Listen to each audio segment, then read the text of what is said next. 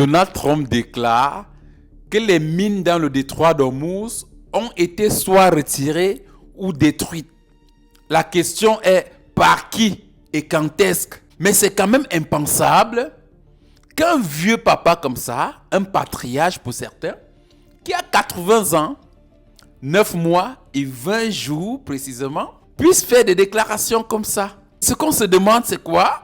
Le monsieur avec des enfants, des petits-enfants, lorsque ces petits-enfants regardent ces discours à la télé et qu'ils savent pertinemment que grand-père est en train de mentir, quel héritage il est en train de laisser à ses enfants?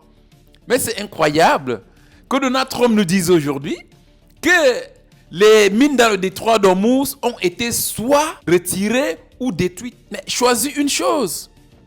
Un président ne parle pas dans le genre de conditionnel. Un président est censé avoir l'information exacte. Donc, lui-même, il n'est pas sûr. Il dit, soit elles ont été retirées, soit elles ont été détruites. Depuis le début du conflit, l'Iran n'a laissé à personne, je dis bien personne, d'approcher le périmètre du détroit d'Ormuz. Les Français ont rebroussé chemin. Les porte-avions Abraham Lincoln ont reculé très loin. Les destroyers américains se sont retirés également très loin. Aujourd'hui, Donald Trump, on ne sait pas. Finalement, c'est clair et officiel que la guerre médiatique est fait rage. Donald Trump, non seulement il a lancé sa guerre économique, parce qu'il est dans l'incapacité, mesdames et messieurs, d'aller s'emparer du territoire iranien. On n'en parle plus du scénario d'une intervention terrestre. Aujourd'hui, il a lancé sa guerre économique.